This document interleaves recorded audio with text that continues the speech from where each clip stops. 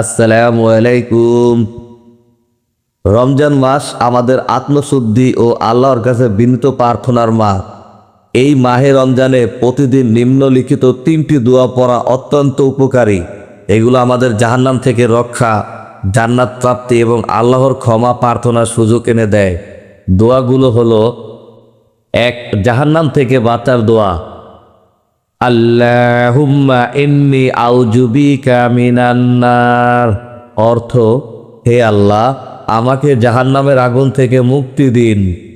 ইবনু মাজাহ ও মুসান্নাদ আহমদ এবং আবু দাউদ ও ইবনু হিব্বান। 2, জান্নাত পাওয়ার দোয়া। আল্লাহুম্মা ইন্নী আসআলুকাল জান্নাহ। অর্থ: হে আল্লাহ, আমি আপনার কাছে জান্নাত প্রার্থনা করছি। ইবনু মাজাহ, মুসনাদ আহমদ, আবু দাউদ এবং ইবনু হিব্বান।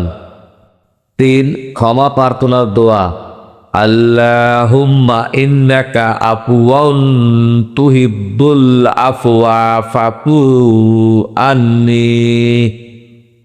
অর্থ: হে আল্লাহ, আপনি ক্ষমাশীল, ক্ষমা করতে ভালোবাসেন, অতএব আমাকে ক্ষমা করুন। তিরমিজি। এই 3টি দোয়া প্রতিদিন পড়লে রমজানের এই পবিত্র মাসে আল্লাহর কাছে প্রার্থনা ও আত্মশুদ্ধির মহৎ সুযোগ তৈরি হয়। জাহান্নাম থেকে মুক্তি, জান্নাতের প্রাপ্তি এবং আল্লাহর অসীম ক্ষমা অর্জনের জন্য এগুলো হৃদয়ভাবে উচ্চারণ করুন। রমজানকে শুধু উপবাসের মাস হিসাবে নয়, বরং আল্লাহর নিকট আবদ্ধ হওয়া ও দোয়ার মাধ্যমে জীবনের প্রতিটি মুহূর্ত আলোকিত করার মাস হিসাবে উদযাপন করুন। ভিডিওটি ভালো লাগলে অবশ্যই আমার চ্যানেলটি সাবস্ক্রাইব করবেন। ধন্যবাদ সবাইকে। আসসালামু আলাইকুম।